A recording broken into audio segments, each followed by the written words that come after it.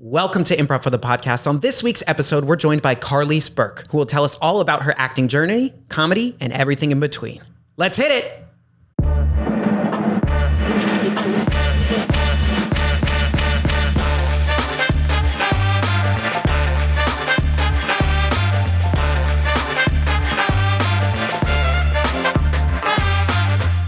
Welcome to Improv for the Podcast. I'm your host, Michael E. Evans, and tonight I'm joined by the incredibly talented sketch comedian, singer, actor, chef, pickleball player, Carlease Burke! No, you didn't. Yes, I did. Oh my God. That's okay. I accept. Okay, do you accept all those titles? One I haven't earned quite yet. Which one is that? Pickleball player. Pickleball player, okay. Yeah. Now, I'll admit, I only overheard you talking about pickleball, so I just slipped it in there. Oh, sneaky. Yeah. I'm an aspiring pickleball player myself. Really? I'm not good. Okay, but you've played. Not a real game. Okay. You've held the paddle in your hand. I've held the paddle. I went to one lesson. Oh, you went to a lesson. Okay. It was the teacher, not everyone's a teacher. Let's just put it that way. So that's why I'm an aspiring player. The rules confuse me a little bit. I understand what the kitchen is. Yes, I do know that. I know where that is. My wife and I, we bought a half net. We don't have the whole net. We have a half one. Wait, half this way or half? Just kidding. I'm just kidding. Half this way. So, it's aspiring. Okay. And that career has been on hold for like 6 months. So okay. Well, I know that Matt and Maria Rogers, they play pickleball. And I was like, okay, that's interesting. And my friend Julie Rogers down in, no, it's not Julie Rogers, Julie Rice. My friend Julie Rice down in Palm Springs, she moved down there, retired, pickleball. And I was like, what is all this foolishness about pickleball? And I could care less until I had an audition to be a pickleball player in a movie. But I was also waiting to hear about knee replacement surgeries. So I've become interested in pickleball. I've become interested in pickleball myself lately.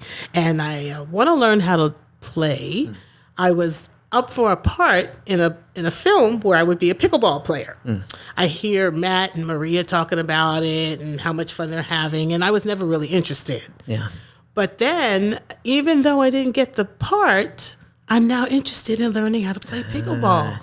Yeah. I think that's how it goes. Everyone starts off a skeptic with pickleball. I was the same way. Okay. And then just some flips at some point, whether it's a role in a film, maybe you accidentally see someone playing at the park. Accidentally. Yeah. And then it's just, you get the bug. Because do you know how to play tennis? No. Me neither. So maybe that's why I missed that. Yeah, I tried. I thought at one time in my youth, it was the thing to do. And this was before, Venus and Serena became Venus and Serena. Yeah, the greatest. But it didn't work out. I'm not very athletic, to be honest with you. Most, sports, I'm not very good at. And people go, Carlease, please sit down. Just never mind. But you've got other gifts. I do. Thank God. I think that's how God keeps us humble, right? Okay. We got to be bad at some things. At something, right? Yeah. Otherwise, I like that. All right, Carlease. So for our listeners at home who might not know, what's your relationship to this place, IFTP? IFTP. Well, my main connection is through Matt Moore. Yes. And I'm not sure how I met Matt Moore. It's been years. It's been a long time. I was producing a comedy show in Long Beach at a coffee shop. I was producing a comedy show at a coffee shop in Long Beach, and the name of the show was Laugh a Latte. I had amazing comics come down, and somehow, I don't know if Matt ever came to the show, or maybe I had seen him somewhere and wanted him to perform at the show. I don't know if he ever did the show, but I became a Matt Moore fan. I didn't even think Matt liked me. I was just like, I don't think this guy likes me because I was always trying to get him to do the show. Yeah. And he was always busy. I guess. I don't know. But I always stayed in touch. He stayed in touch with me, and we've become really good friends over the years. And then I don't even know when he started IFTP, but I found out about the connection. And improv was something I was always interested in. Yeah. And I thought, well, I want to take a class. And so I took some classes with him. And as you know, I did the sketch class with you. Yes, you were fantastic. Thank you. I wrote my first sketch. I always wanted to write a sketch. So, we just developed a friendship over the years, but it started with stand-up comedy. I don't even know. I'm sure we've been in the same show because he produced shows himself that I was a part of. But I was like, I wanted him to be in my show so bad. And I don't even know if it ever happened. Yeah. But it's okay. Yeah. He mentioned there might have been a short film you were both in, or that. Oh, that he produced? Yes, that he produced. Yes. Yeah. Yes, that too. I forgot the name. He's going to be mad at me. Not actually, but. I forgot the Silk? name of it. Is it anything to do with silk? I feel like it is one word, though. Yeah. Silk. He told me like an hour ago, and see, I already. Salt? Hotel? Maybe. It was shot in a hotel. Okay. I know that. That sounds like a Matt thing. Yeah. Split? No. I don't know. I don't He'll correct know. us later. But yeah. Okay. But anyway, Google it. Yeah. Shout out Matt's short film. Short film. We all know the name. Yeah, that I was in. Yep. That Carlease was in. Yeah. But he wrote it. He did. Maybe. It's produced, did he not? He said it won an award. Yeah. Didn't he write it? I thought he wrote it. I'm going to say he wrote it. I don't know if we should include this part. No, let's keep it in. Let's just keep this between us. Yeah. Oh, my God. Matt's like, y'all did not do your homework.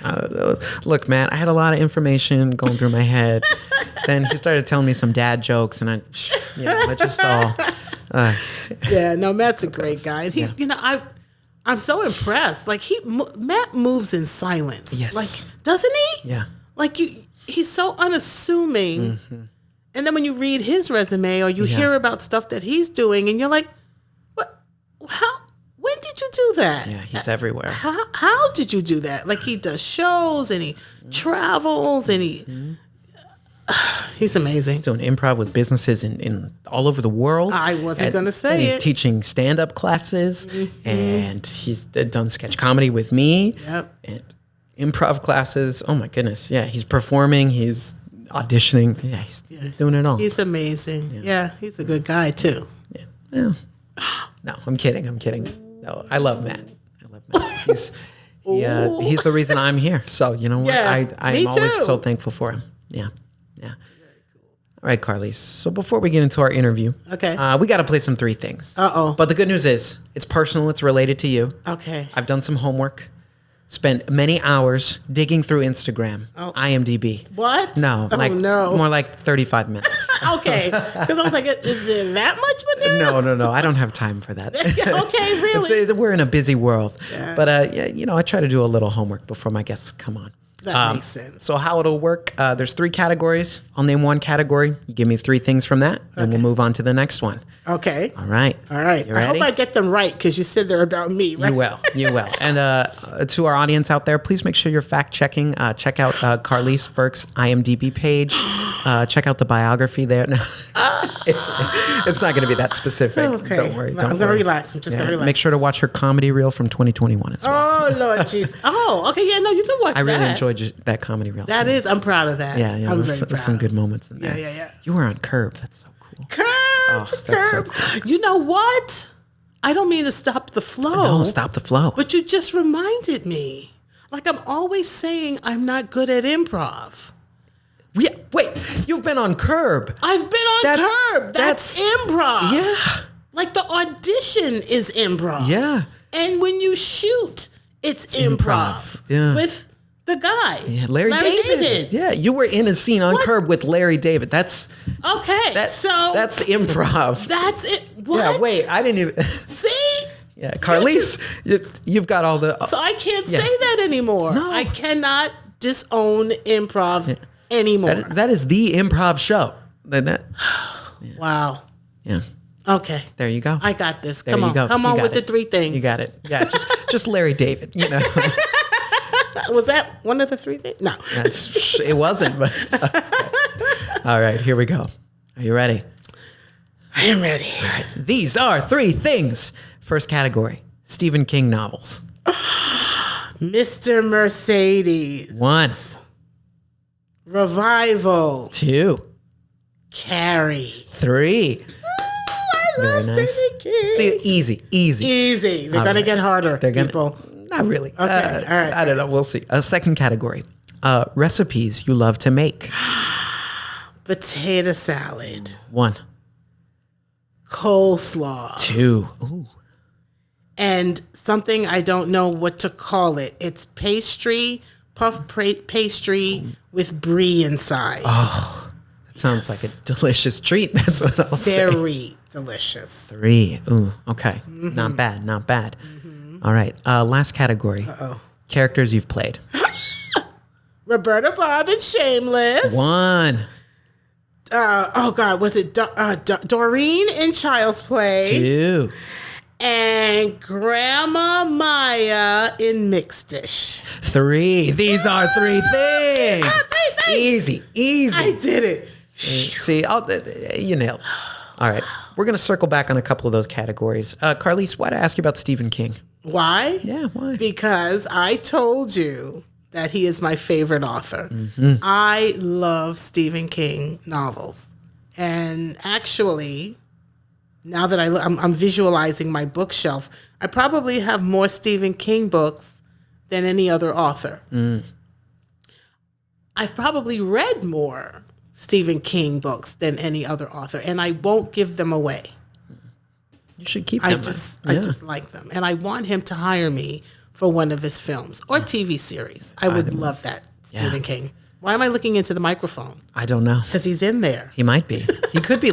We don't know that whether or not he listens. So Yeah. you know, He could be listening, watching. yeah. Somebody out there knows him. Mm-hmm. Yeah. That's true. There's always a chance. My agent is BRS Gage.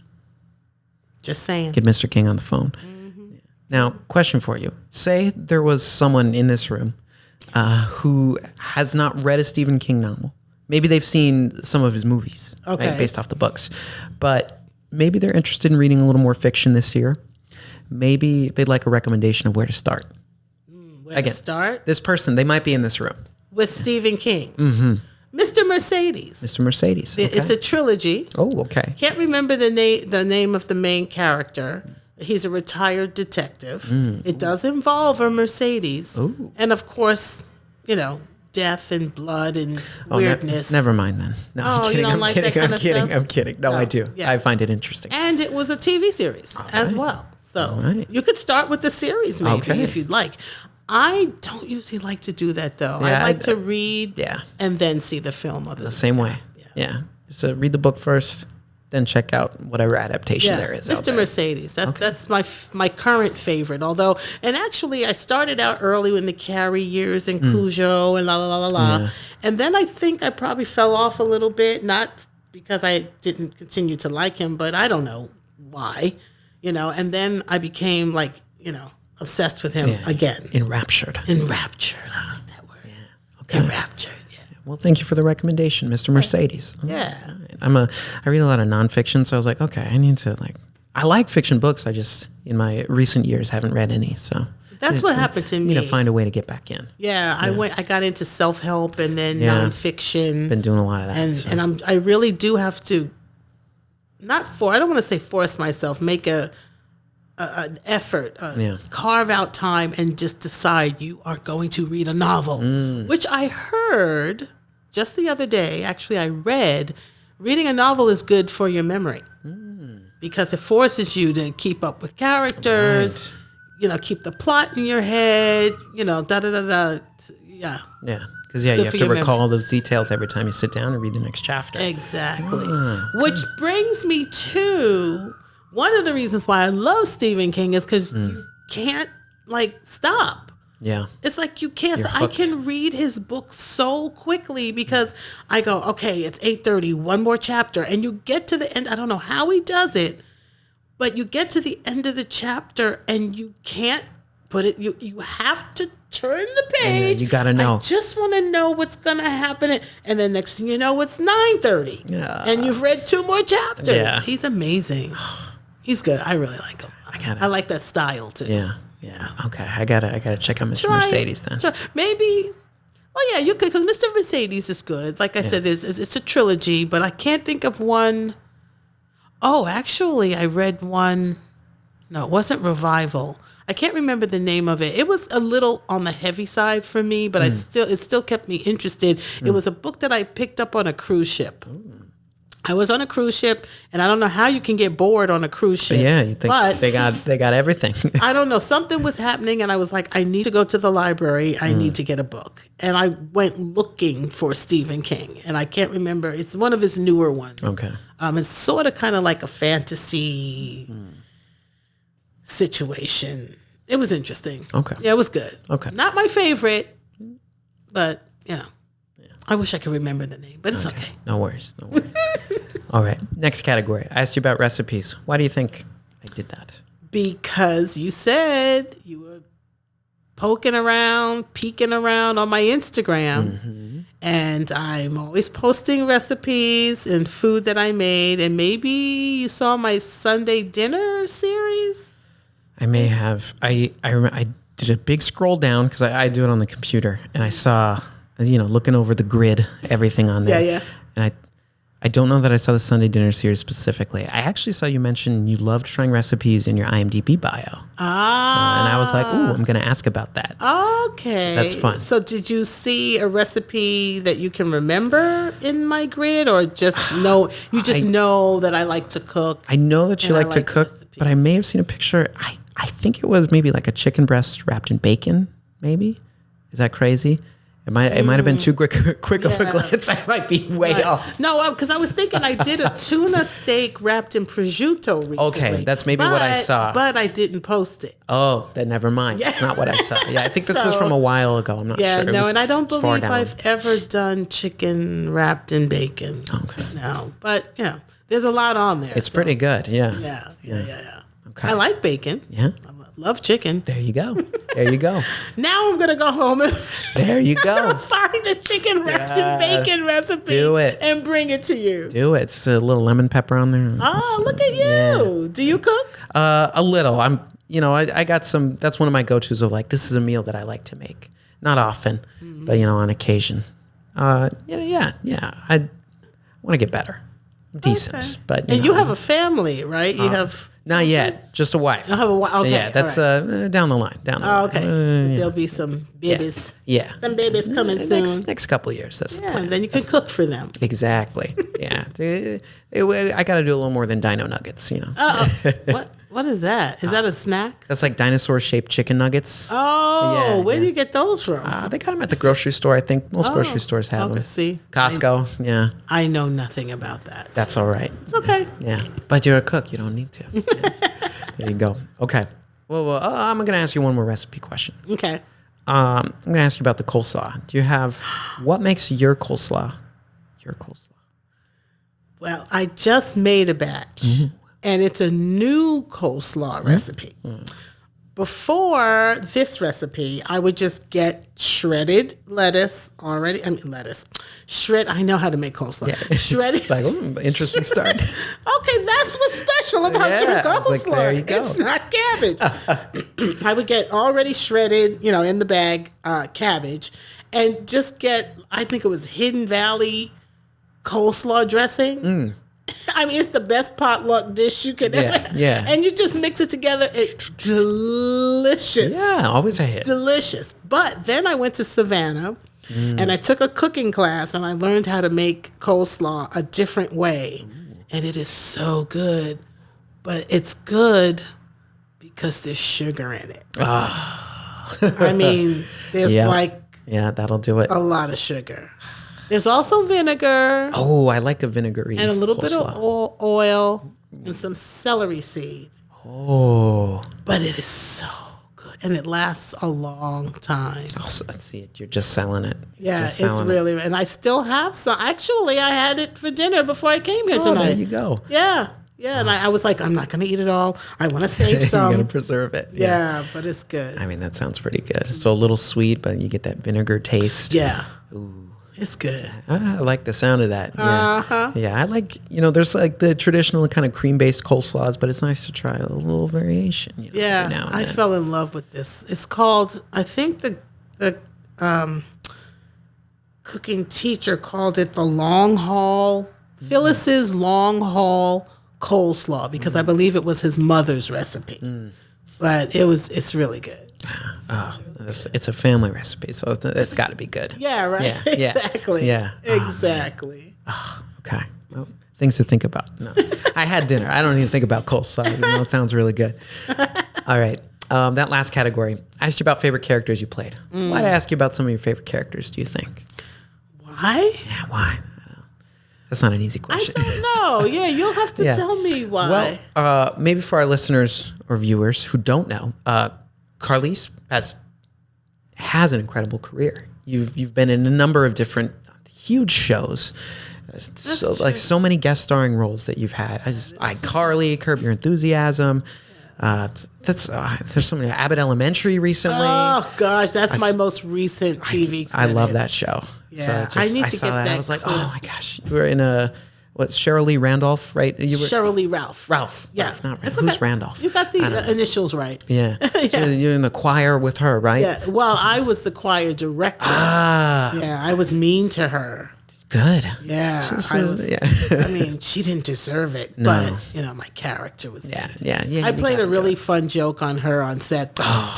Yeah. And we have the same birthday. Really? And I don't know if I'm gonna leave that. I'm just gonna leave it there. We have the same birth. Yeah, you don't date. have to say when. Yeah. I wasn't gonna say the number, the year in number. Well, I've just said it's the same year, and that's all I'm gonna say. There you go. That's really cool. And I listed like 3 shows, but you've been in movies, in TV shows. You've done stage acting. Oh my God, that's how I started in stage in New York, community theater. Yeah. So let's take it there. Uh-oh. So you've had a long and storied career with, and you're still doing such great work now. I mean, you did a sketch show here, but then, you're doing, I didn't know you have a few upcoming projects I saw, and that's just on IMDb, so who knows? You got some really? stuff. Wait, Yeah. you know what? There's this credit on IMDb. Some things pop up. Yeah. Under upcoming, and I was cast in this project. And that's it. Oh, no. Like, it was a long time ago. And I never shot anything. Never But it's still table there. read. Oh, no. And I don't think it's going to ever get made. Oh. But it's upcoming, which I like, though. Yeah. I do like that, to go to, I want people to go to my IMDb page. Yeah. My goal, most people's goals are to just get credits on IMDb. Yeah. Okay, I've got a lot of those. Yeah. My IMDb goal is to have 5 in red. 5 upcoming, in production, 5 at the top of the list. That's my goal. Yeah. Well, I don't mean to make you jealous, but I had a very small, insignificant part in a low-budget feature film back in 2017. And it still says post-production. See? I don't think it's ever coming out. Right? I got paid, shot, did all that, left. Yeah. And now, gosh, 8 years later. I know, right? It's like... I don't think we're ever going to see this movie. You're not going to get any residuals. No. That's it. I did a film. I have to check, too. I did a film... I think it was, I can't remember. Everything's usually now before or after during the pandemic. Right. I think this might have been to place it. Yeah. When things were kind of smoothing out. So maybe this was a couple of years ago. Yeah, it does feel right that it was a couple of years ago. And I did this film that was halted for non-payment. That's all I'm going to say. And it was shot in Syracuse. And... I believe it's on my IMDb page. I don't know under what category, but it's there. Yeah. But even and they want me to be in the film again, and I won't be. Yeah. But I don't think there is a film, and I don't think there's ever gonna be a film. Yeah. But it's there. Yeah. And I'm in it, and I think there was articles. Wow. Yeah. Anyway, so you have those little things on your IMDb. Sitting So there. Can I just delete that and clear that off? At least bury it somewhere, not at the top. But miscellaneous, whatever. Some separate category. We're not sure about these. Yeah, just like this may have been released. Yeah. Did you see this anyway? Yeah, it's not your fault if it's not released. It's not. I did do the work. Yeah. But the irony is, I did one scene. I had a lot of scenes in this film, but I did one. So even if they do go back and do it, it would be very easy to replace me. But but it's just not going to be the same. It was in Syracuse in a forest. And it was almost winter, but it wasn't really winter. And they were talking about going back at some point, but it would have been like snow, and there was no snow. Oh, gosh. Yeah. It was a mess. It's a mess. Yeah. It was a mess. Yeah.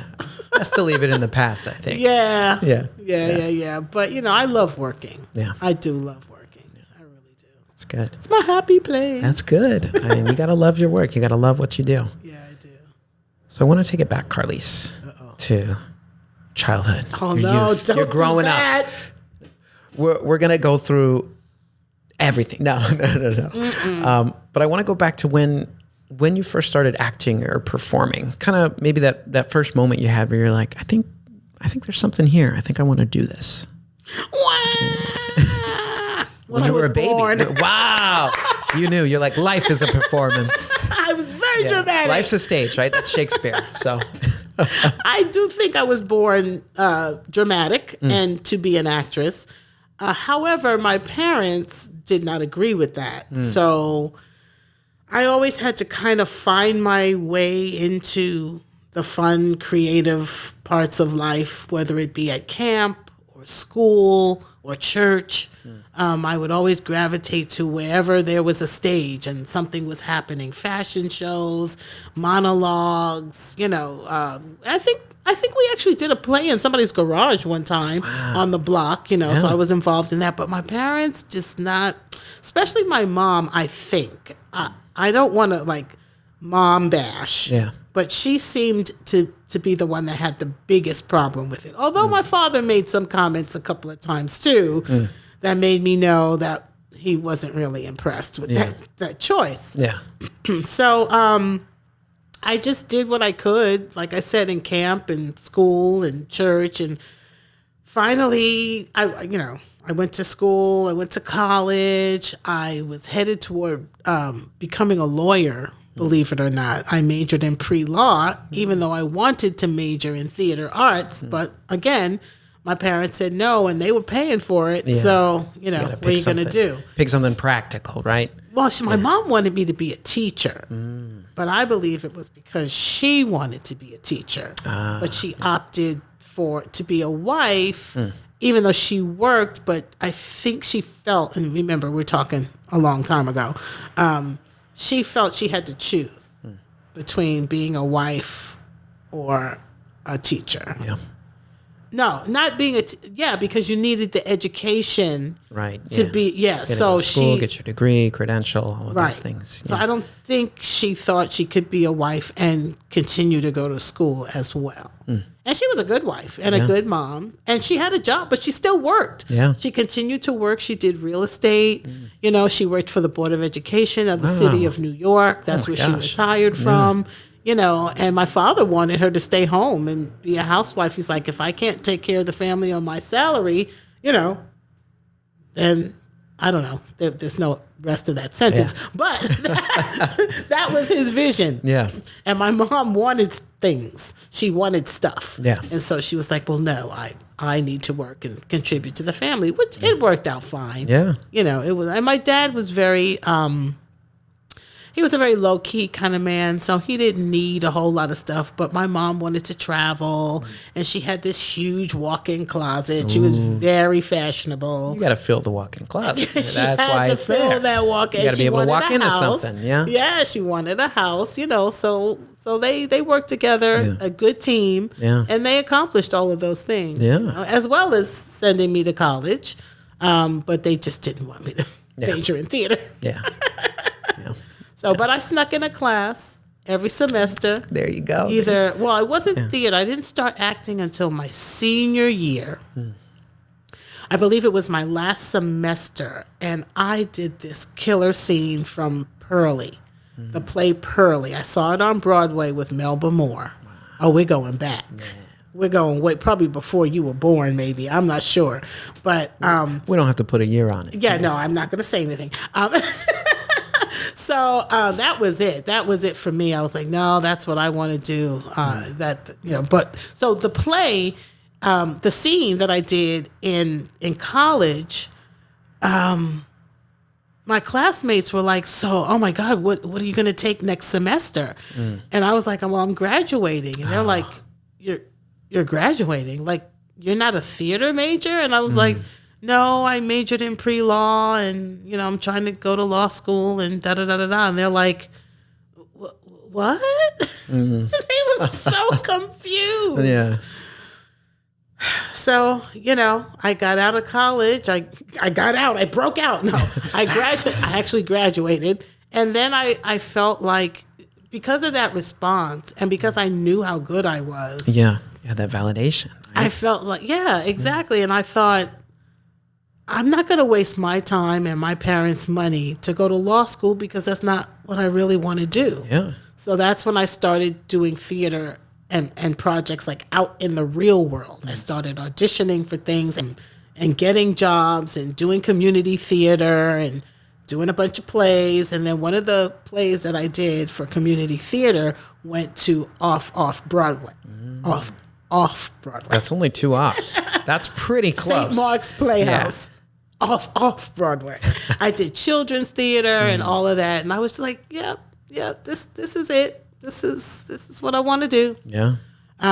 But so my dad passed away in 1980. I worked for an advertising agency before that while I was working at the advertising, because I was always trying to get close to TV, film, or something. Find a way to be around Find a way to be a part of it. Because I used to even say that. I was like, I don't care what I do. It's going to be in the entertainment industry.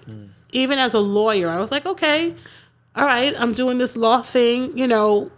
What does an entertainment lawyer do? Yeah. That would have been my focus probably, I'm glad I didn't do it though. Yeah.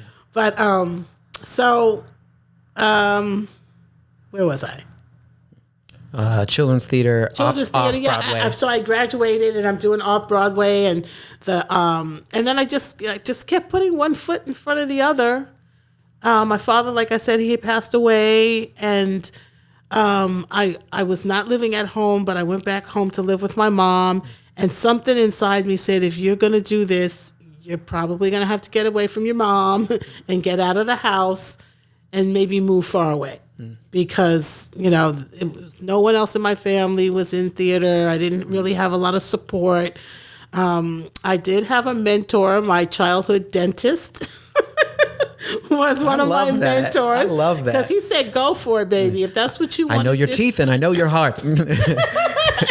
Yeah, he was the family dentist. Oh, and I would talk to him and go, why won't my mom, support me in this? Why? And he said, you got to do what you want to do, to go for it.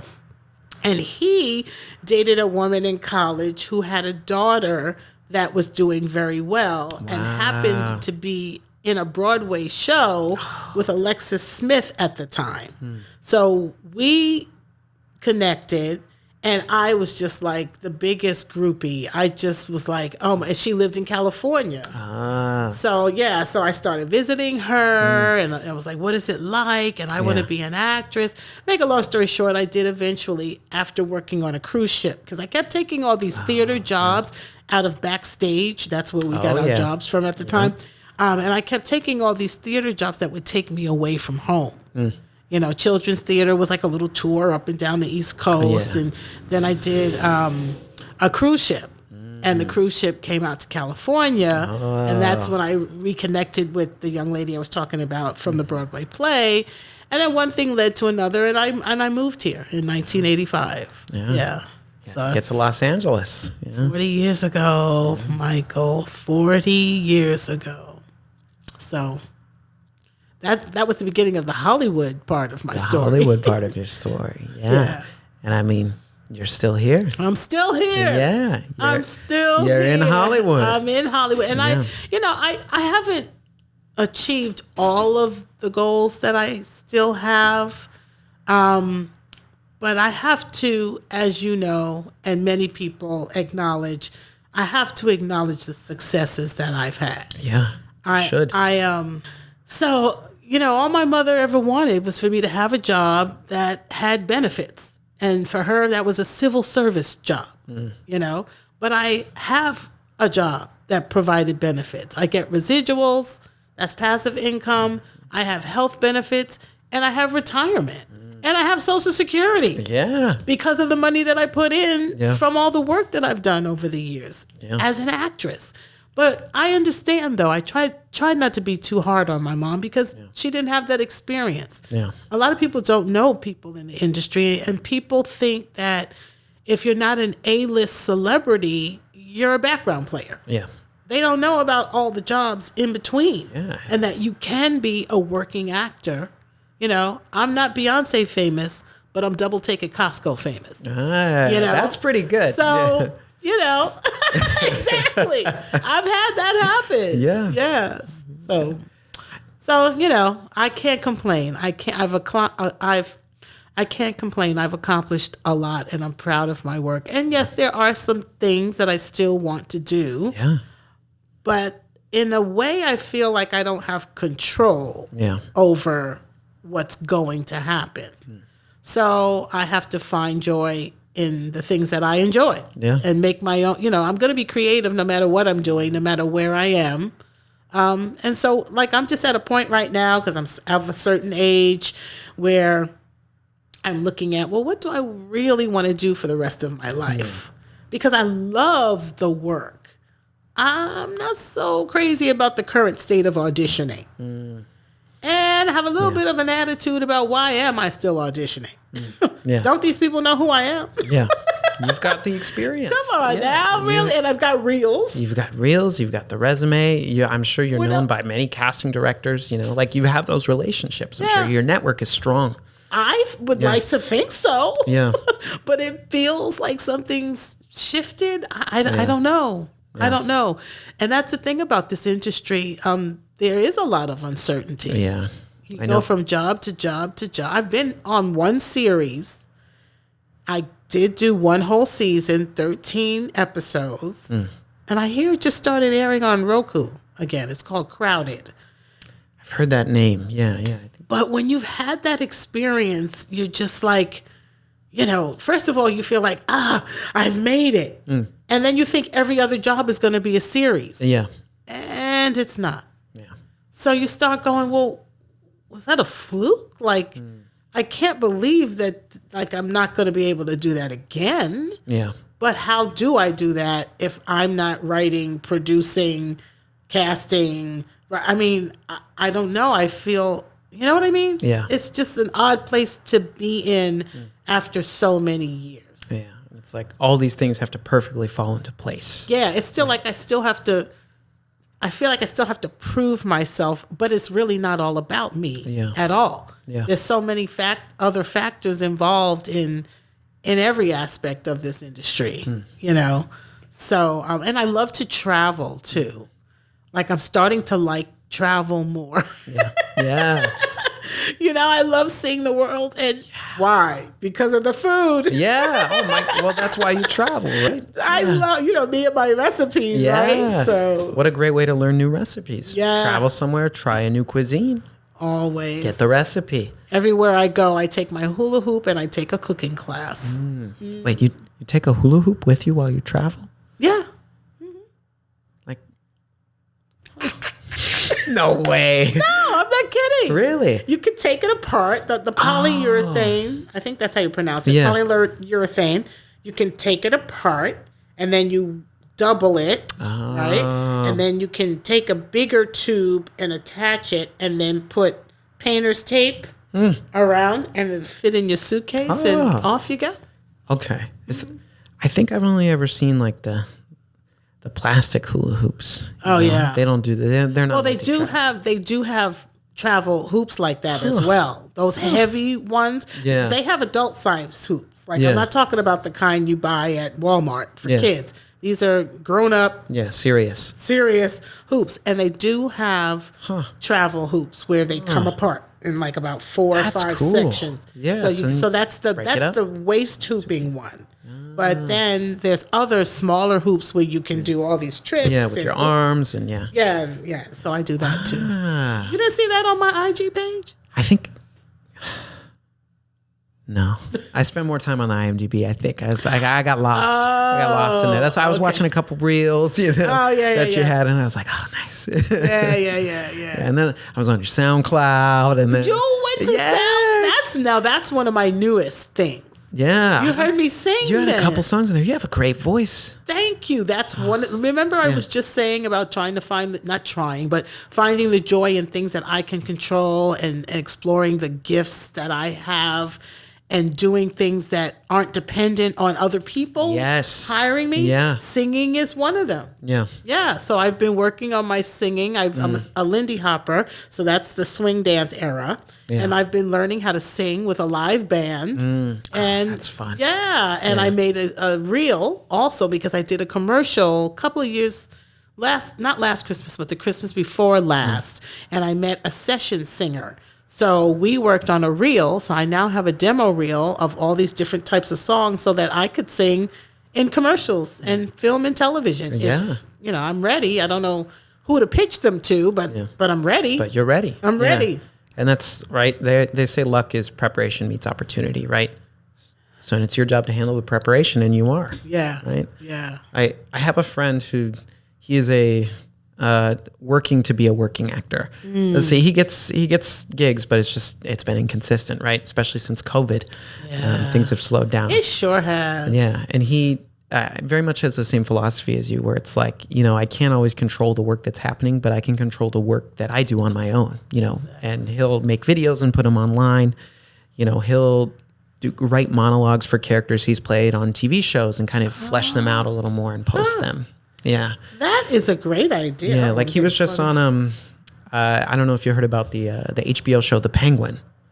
I've heard about it, but I don't know a lot about it. Yeah, so it's based in the Batman universe, and he plays one of the gangsters in that show. Oh. And he was like, look, I really love my character. Season 1 did really well critically. They don't know about a season 2 yet, right? But he was like, I love my character, so he wrote a monologue for that character and then just posted it, shared it with his agent, just because he's like, well, I want to be doing something. I like that. And I thought that was a great idea. Yeah, that is a good idea. Yeah. That's,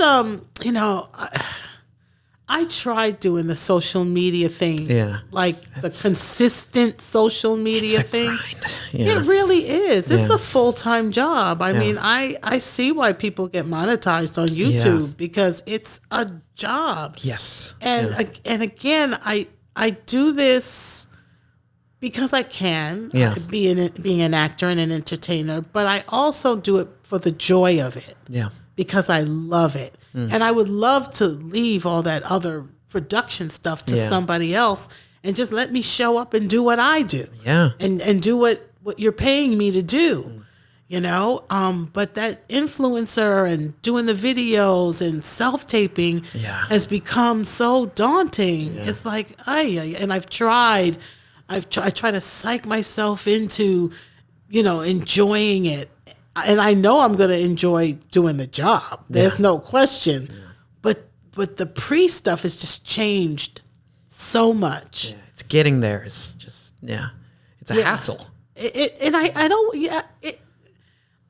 don't want to say that, but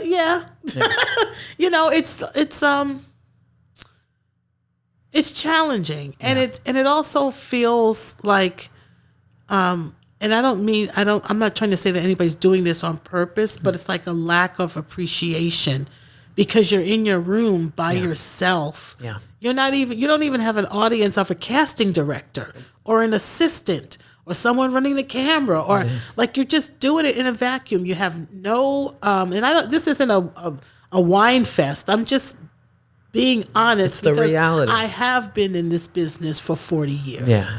So I know what I've done and how I've accomplished what I've accomplished up to now. Yeah. Anyone coming into the industry now, they don't know about all that stuff. So they jump in and they go, oh, self-tape? Well, teach me how to self-tape. Teach me how to do this. Teach me how to do a podcast. Teach me, because that's what it is now. But it wasn't always like that. And as you get older, we get set in our ways. Mm-hmm. And we're like, well, I don't want to change. Yeah. I don't like all this techie stuff. I don't, but you have to learn how to edit. You have to learn all these things. But what you're getting hired to do is the gift that you have. And that part comes easily. Yeah.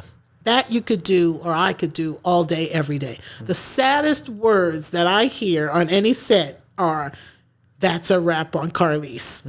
I hate hearing that. Yeah. I hate it. Yeah.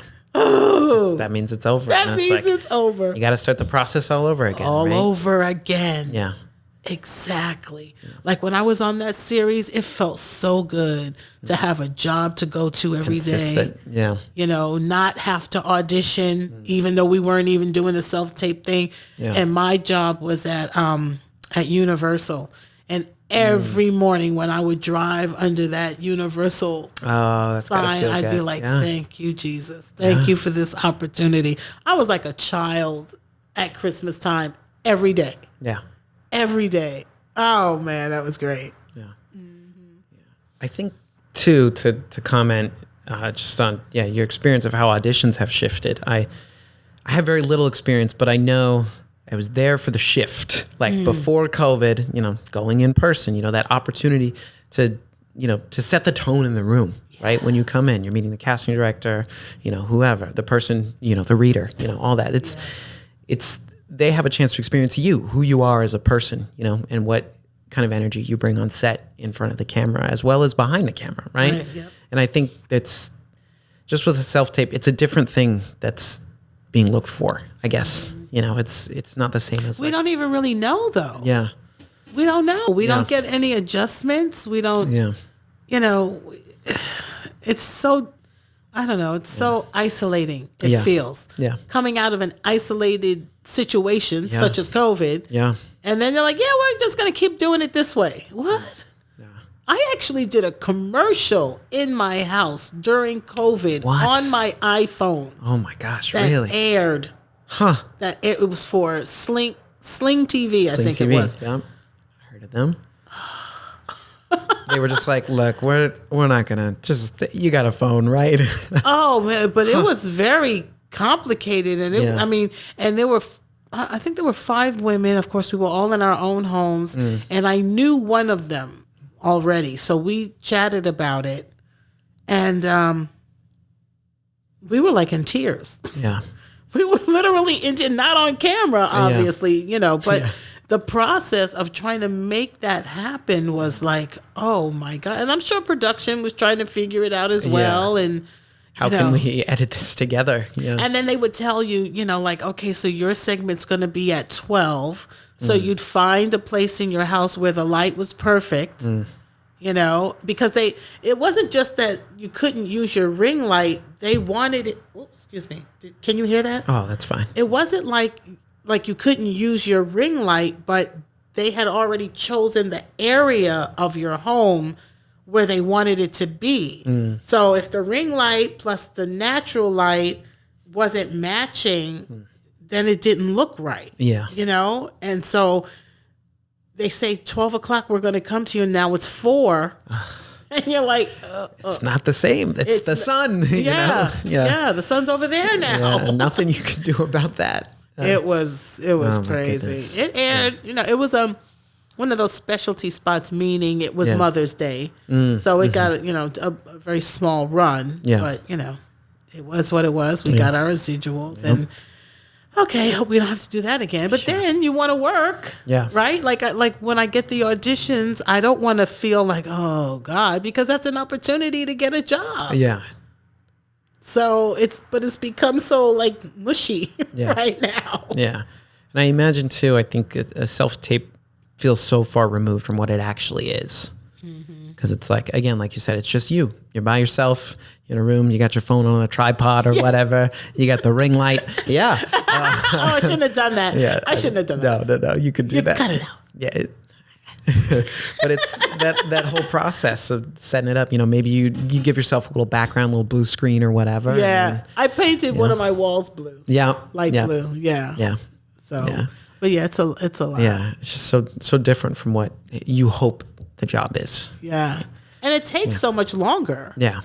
Get in your car and I'm like, oh, I'm going to Radford. Okay, great. I'll stop by Jones on 3rd, get a sandwich, pick up my cleaning from da-da-da-da-da. Yeah. Then I'll hit the grocery store. So you go, well, it's part of your day. It's on your list of things to do. Yeah. And now you're just like, I'm in my house. Yeah. Okay, haven't been out for 3 days. Yeah. But, okay, let's do this. Yeah. Move the furniture, set everything up. But I'm not complaining, Lord. I'm not complaining. I welcome all opportunities, but it is an attitude adjustment. Yeah, it feels different. That's what I'll say. And change is always difficult. We don't like change as humans, I think, because change is discomfort, right? Yeah, we get comfortable. Yeah.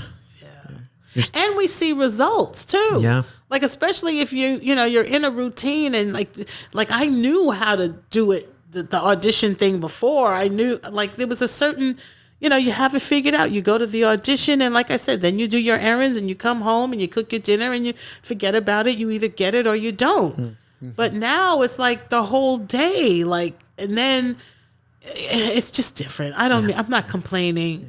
For those of you who want to be in this industry, do it. Yeah. Just do it. I'm not trying to discourage anybody. I'm not whining or complaining. It's just an observation. Yeah. And it's my story. It's where I am on my journey. Yeah. And you've seen how it's changed. And I think to your credit, as you've said multiple times, right? It's like, although the process of auditioning has changed, right? It's all about your attitude because every audition is an opportunity, right? Yep. And it's going to be your attitude that sets you apart in your work, right? Yeah. You're like, you know what? I don't always want to sit in front of my iPhone and read these sides, but I do it because I know what it means or what it could lead to. And at the end of the day or the audition, I always feel better. Yeah. I always feel like I've done my best. Yeah. That was fun. I'll have a fun reader. And I sit down and I edit, which I now know how to do. Yeah. So now when I travel, I take, footage and I edit and I haven't done the travel videos yet, but I'm planning on putting some travel videos together. And I know how to do that now. I've done, on my YouTube page, I have an actor's library where I review books. Now, there's not a lot of editing involved, but I will set up the camera and put on makeup and, set my little place, and I'll review books such as Mr. Mercedes. That's on my playlist. I'll have to read it first. You could do, or you could, maybe, I don't know. Maybe if you want to read it first or look at my review. No, I might offer some spoiler alerts. That's what I was going to say. I don't want to. No. Yeah, then we can compare notes. Yeah. Oh, that'd be interesting. That's fun. I like that. Dang, I missed that in my research. Oh, yeah, you didn't go to YouTube. No. I have some stuff on there. I have a lot of content, but I'm not consistent. And I don't push. I don't, I'll drop like, oh, I did a video. Yeah, make stuff when you want to. Yeah, that's the thing. I don't want to be, regimented about it. Yeah, but that's what it takes to monetize. Yeah. I think that can suck the joy out of it sometimes too. Yeah. Maybe not for everyone. Not for everybody. Yeah, I think there are people who really enjoy it. They found their groove. Yeah. They can get in a routine and it just kind of works. Yeah. I don't know. I'm trying not to play the age card, but I remember I had a friend, and I say had because she's one of my angels now, dear Carol Ann Susie. And she was the voice of Howard's mom on The Big Bang Theory. Oh, wow. Yeah. And I had so many ideas like, we should do this and we should do that. And she would always say, not interested. And I used to go, oh my God, like, how can you be, and in my head, I'm like, I was judging, right? Yeah. How can you be an actress and you don't you want to, like create your own and we could do this and that. And now I'm like, not interested. Things will happen and I'm just like, you know what? It sounds nice in theory, but no, I'd rather travel. Yeah. I'd rather cook a chicken with bacon. Yeah, now we're talking. Now we're talking, Carlease. So I wanted to take it back to you moved to LA and just thinking about what were kind of as you were getting started in the industry, you know, probably those first steps of going to auditions, getting an agent, things like that. What were, I guess, kind of when did you figure out you moved to LA, you wanted to be a working actor? Correct. But what did it take for you to get to that point? Like, okay, I think I've got this now. Like, because I know, I guess there's always an element of uncertainty, right, to the whole thing. You book a job, it never the job goes finishes, away. Never goes away. It never goes away. Yeah. And well, here's the thing: when you're younger, I think, and you haven't had the experience.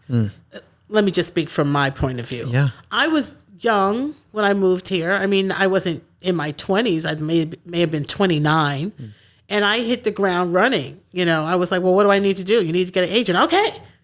You know, I'll get an agent. Yeah. You need, do some theater. Okay. And I joined West Coast Ensemble, and I was doing theater, and a lot of people, and I joined West Coast Ensemble, and a lot of people that were members of that theater company have gone on to do casting and directing. And, when you're in the theater company in LA, you have to do a little bit of everything. You're doing, tickets one night and painting scenery the next night, and then you're in the next show and da-da-da-da-da. So I did all of that. But, when you're young and fresh and green and, oh, my God, I'm in Hollywood, you just do what people tell you to do. Yeah, you do everything. You don't think about it. You just, because in your head, you're like, well, I'm going to be famous. I'm going to be a star. Someone's going to recognize. I mean, you just, you don't know. And I didn't have any mentors. I didn't have anybody out here who was really in theater that I could kind of shadow or anything like that. Excuse me. I was really out here just figuring it out all on my own. But I went to where people were doing what I wanted to do, and we just did it. So I don't know. I felt like I'm doing what I came out here to do. Yeah. So I don't know I'll tell you when I felt like I quote unquote made it, if there's such a thing, was when I got the series, when I was on Crowded. I was like, because to me in my head, I was like, and like so many actors, I can't say every single actor in the world, but come on, that is a goal for most of us to be on a series. Yeah, because of the stability, I'm sure. Yeah. That. And so, when you get to that level, and I was, that was like many years after I moved here. Yeah. But it wasn't like you never know when it's coming. It's an audition just like any other day, unless you know someone personally that can write a role for you, But auditioning was as much as the part of the process as the work. The auditioning is the work. And so you're out there and you're in the theater and you're doing plays and you're having fun and you're meeting people and your resume is growing and you get your first agent. And, so I felt like I was in it from day one. Looking back, there are some days where I go, am I still in this? Am I, hi, hello? Later, that comes much, much later. But when you get a series, you think, that's it. This is all I'm going to do now. Yeah. I've graduated, because there's levels. And they've changed the names of the levels. What's now a co-star used to be called an under 5. And before that, it was called a featured player. And it was also called a day player. Yeah. But now they call it co-star. So basically that means you probably have 5 lines or less. Yeah. You could very easily hit the cutting room floor. No fault of your own, but if they have to shave some time off, that's probably going to be where they do it. You're the first one to go. Yeah. Usually, right? And it's happened to all of us. Then there's guest stars, right? And then there's recurring guest stars. And then, of course, there's series regulars. Well, there's a lot of classes in this town that are scene study, how to get a guest star, even, how to get a series. All these gurus are teaching you what you need to do and how you need to network and market yourself and da-da-da-da-da-da-da. But there's nothing for series regulars.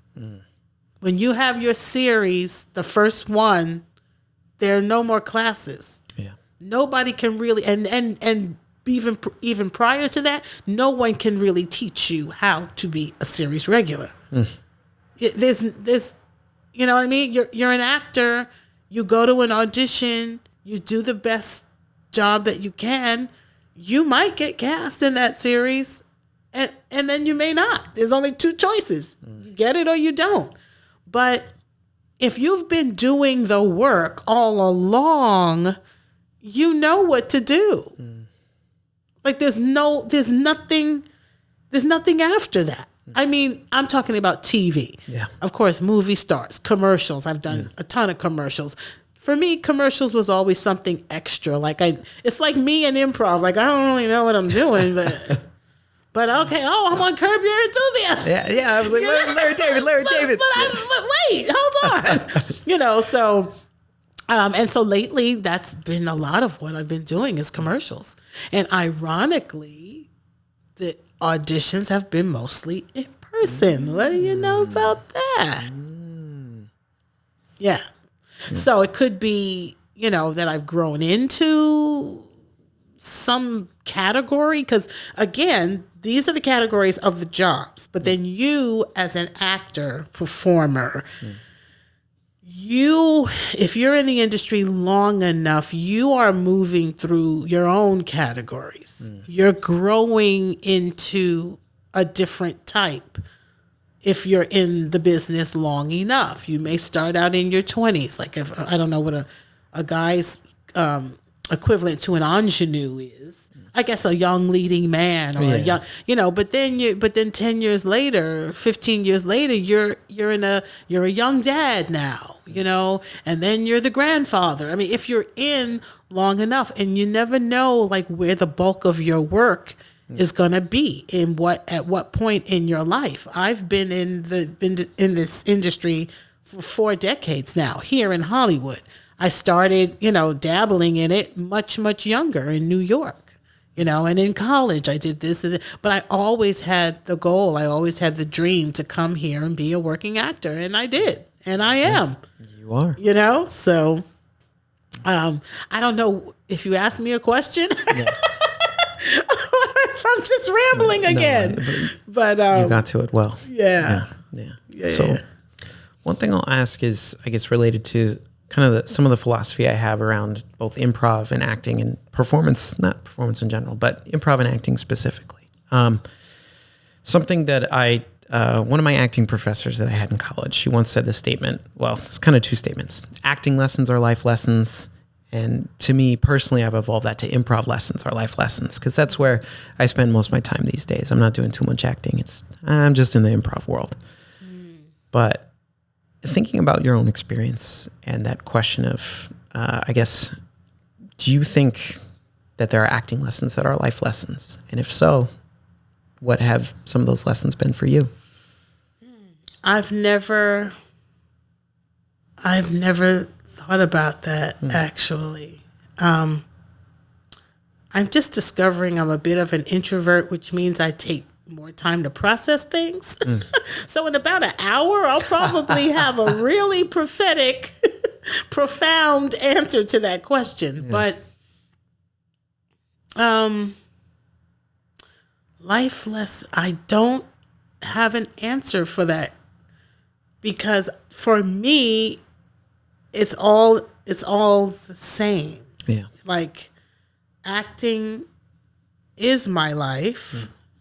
It has been my life, to the point where people would say, well, what are your hobbies? And I'd be, hobbies? What do I need a hobby for? Like, I'm doing what I enjoy. I love what I do for a living. I loved the pursuit of it. Yeah. So it was my life. So I don't have an answer for that question. I just never thought about, like, I don't have an answer. It's all just one thing. Yeah. But at the same time, I feel like there was my acting world, and there was, well, let me rephrase that.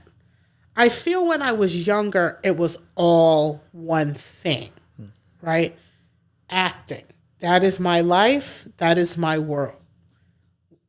Who cares about lessons? I wasn't, I wasn't caring. It wasn't important life lessons. I'm just doing what I'm doing. Yeah. Now that I'm older, I was saying that when I was younger, it was all one thing. Acting was my life. That was it. That was the end all. That was the be all. I didn't need any hobbies. I didn't have any hobbies. I was doing what I wanted. That's it. Like, what else is there to life? But now that I'm older, like, and especially, I hate to keep harping on the self-tape thing, no, don't worry. I guess maybe it's because it's all in your home now. I feel like sometimes they're interrupting my life. It's like, what I'm doing, so I'm baking a cake. Why? I don't have time to do. So I don't know. I don't know what the life lessons are. I just,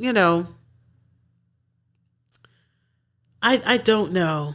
I don't have an answer. You might want to cut that whole section out because I just don't. I mean, what about you? Do you feel like if you gave me an example, maybe it would trigger something? Yeah.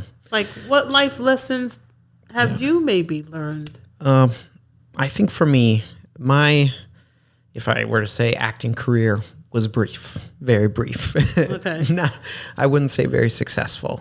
And I think a lot of that, if I look back at it now, in my early 20s, as came out of college, tried to go right into it, trying to audition, agent, all that business. Mm-hmm. Looking back, I think there's lessons I've learned now because of how things went. I look back in that a lot of the blame or like, oh, why didn't I stick with this? Or why wasn't I booking things is I can point the finger at myself. At the time I'd be like, oh, well, my agent's giving me crappy auditions, right? Mm-hmm. I don't want to be in a JCPenney catalog, whatever that is, mm-hmm. right? But I think it kind of goes back to some of what you were saying. It was like, every audition is an opportunity for a job, right? And every audition is an opportunity to market myself, to show up and say, hey, this is who I am. This is, what I do. Mm-hmm. This is what I bring to the table. And I think I took some audition opportunities for granted, and I didn't always take them seriously and prepare, right? And there's a missed opportunity that, life is so often about the locus of control, what you can control. I couldn't always control the auditions that were being sent my way, but I could control what I did to prepare for those auditions and my attitude in showing up for them. Mm-hmm. And that has an impact, right? You go into one audition with a casting director, maybe you don't get a job for this particular thing, but that casting director could remember you, right? Yeah. It's a small town. I mean, it's a big town, but it's a small town, right? Yep. Everybody knows everybody. That's true. And I think I was not always mindful of that. And now, that was coming up when I started all that, that was like 10 years ago, maybe. And, if I were to take a second crack at it, I think I'd want to have a lot more discipline in my approach and just a lot more gratitude. And, even though I was auditioning for like Facebook short films, just like Facebook short. Yeah, there's stuff I was like, funny. I don't think anybody's... That's called a reel, Mike. Yeah. See, this was before that existed. I'm just kidding. But it's, yeah, I would say basically, just to, recite something that we've all heard. Yeah. Just never give up. I mean, that is a lesson in this industry. Never give up, you know, and even if you stopped or felt like, you didn't do a great job, you can always go back and, like you said, start all over again. Yeah. And I do know that when there are times where I feel like, oh my God, like, is this it? Because you don't never freaking know. Like, you don't, is this it? I think what can I be doing differently? What is it that I haven't done? What is it that I haven't tried? And I get back in the game. Like just before the holidays, I was feeling like, I don't know. You know, what am I doing? Where am I going? With my career? I'm not booking as much as I used to. And then I went on a dance event, a dance kind of like weekend retreat in fun. Houston. Yeah. And it was just fun. I didn't even tell anybody I was an actor.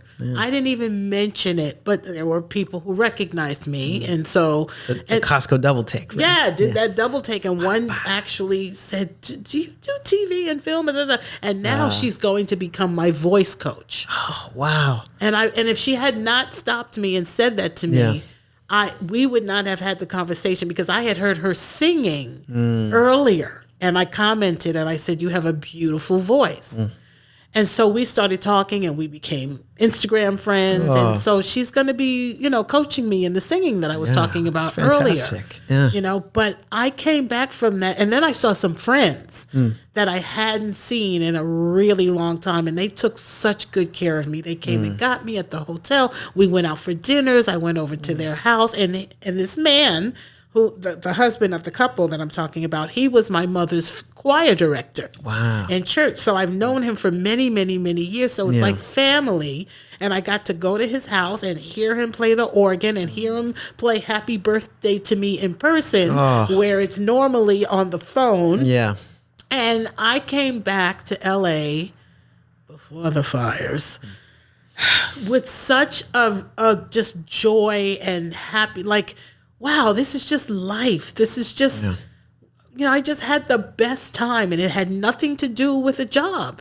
It had nothing to do with a career. Yeah. My career, I should say. Yeah. I was just, and I felt so much. So now I'm all like, my creative mind is going again. Yeah. What can I do now? I want to do something. I'm going to contact the coach, and I'm going to get back out there singing, and my confidence level rose, and I just said all that to say that to enjoy life. Like, when I was younger, it was all about the business, which is fine because it got me to that point.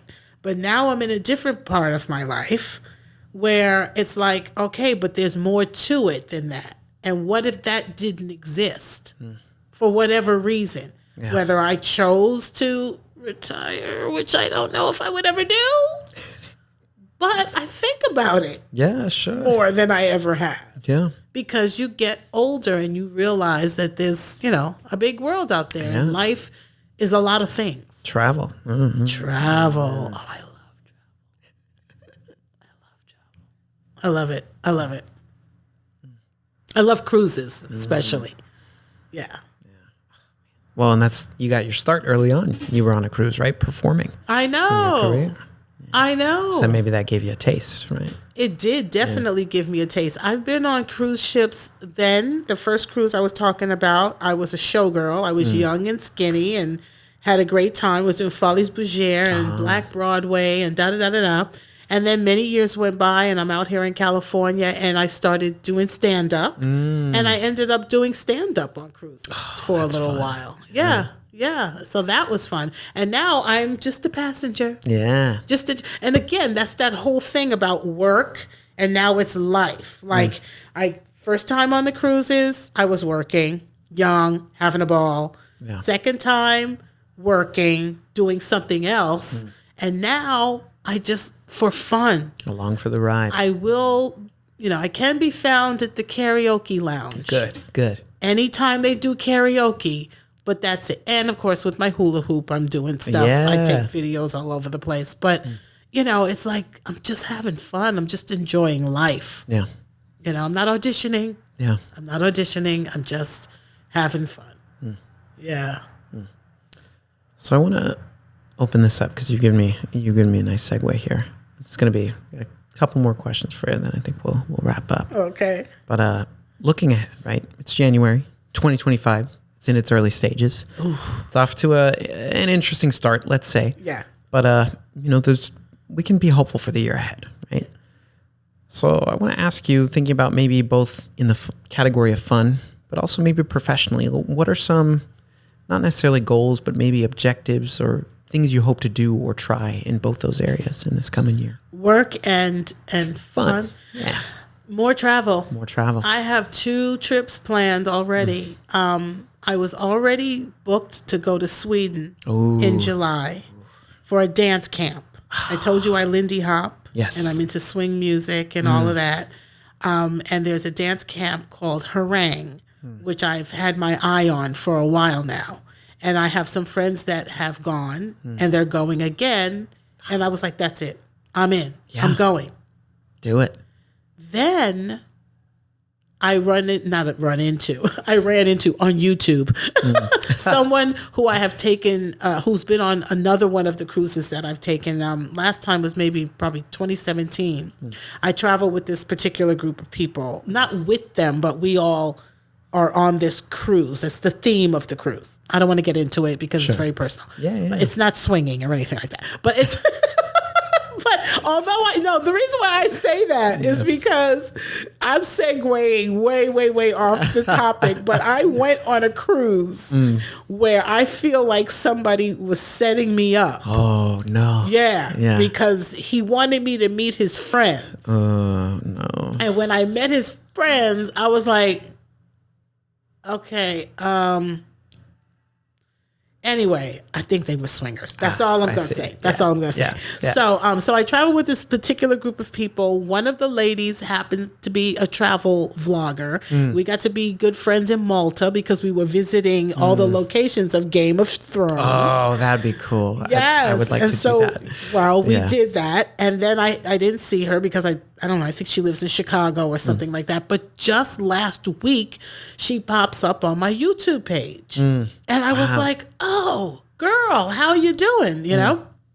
And she says, are you going on the Scandinavian cruise? And I was like, Scandinavian cruise? Because the company that I'm talking about, I thought they had stopped doing their cruises. But a lot of people stopped doing things because of COVID. Yeah. And they're starting to... Yeah, they're ramping back up. Ramp back up again. So I was like, oh, no, but I'm going to Sweden in July. So, and this is all typing, because you can't, on YouTube. Well, she planted the seed and I investigated, and the cruise ends in Amsterdam 3 days before I was supposed to be in Sweden. Okay, so you know what happened, right? Yeah. You got to book it. Yeah, exactly. So now I'm going on a Scandinavian cruise. Oh, fantastic. Yeah. And then I'm going to Sweden for the dance camp. There you go. So that's fun. That's what I have planned for fun. I love that. I also have a little medical situation. I'm having knee surgery in March. So I hope to be healed for the trip, which I think I will be. I think so too. Because the knee thing really has been impeding my travel. Yeah. I can't do all the fun stuff that I want to do. Travel's always walking, right? Yes, and cobblestones. Yeah, Europe. The places I go have a lot of cobblestones. Yeah. So I really want to get that taken care of. So that's kind of a life thing. Yeah. And then the fun thing. And then career-wise, I definitely want to get back into the singing because I know that I can sing, but I want to build my confidence. Yeah. And I want to know how to command a live band. I want to know how to get up there and go, okay, Michael, give me, I Got Love in the key of A, and I want it like right here. Ooh. Yeah, that's my goal. Yeah. Pull up the bass. Exactly. Yeah, that's what I'm working. Cool. And I'm working on another project that I don't want to share. Yeah, you don't have just yet. But if everyone follows me on Instagram at Carlease Burke, I promise you, when things get rolling and I feel more confident, you will definitely see the project that I'm talking about. Ooh. All right, we'll make sure we'll put a link to your Instagram in the description as well. Yeah, it's in the very beginning stages. I was working on it with someone that I thought I had fired, but I don't know if they know that they've been fired. So the dilemma is like, okay, do I have the conversation or do I just let it go? Yeah. I don't know. That's where I am with that. But I have another opportunity to continue the project with someone else that I think is going to actually get me to my goal, if not closer. And it's a pretty big, I would say, undertaking. All right. Well, I'm intrigued. Yeah, I promise I'll let you know. I'll just call you and tell you. Yeah. Sounds good. That sounds great to me, Carlease. All right. So my final question. Any last words you want to leave us with tonight before we conclude this episode? On life, on acting, on travel, on recipes, on Stephen King? Yeah. My parting words, and this is, I used to do this little thing called Thursday Night Live on Instagram. And then I just got tired of it. It's just like, sometimes you just get tired. It's Thursday and okay, whatever. Yeah. Okay, so it's Thursday. I used to, my intro was, it's Thursday Night Live. Thursday Night Live.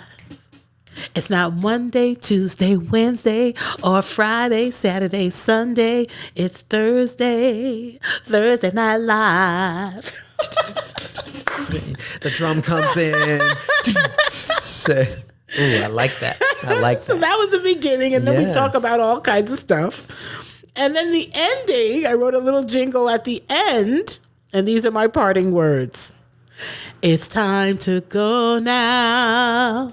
Thank you for joining me. I'll see you next week. The next time we speak, my friends. And remember, whether you're near or far, be a star where you are.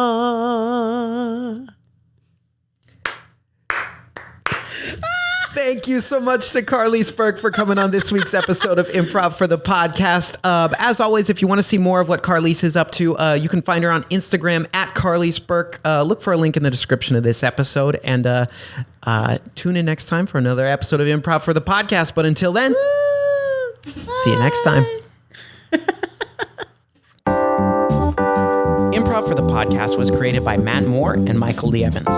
Edited and produced by Michael Lee Evans. And finally, presented by Improv for the People. Interested in more IFTP? You can visit us at improvforthepeople.com or on our socials, such as Instagram, TikTok, Twitter, and YouTube. Remember, new episodes are released weekly. Thank you for listening. We'll see you next time.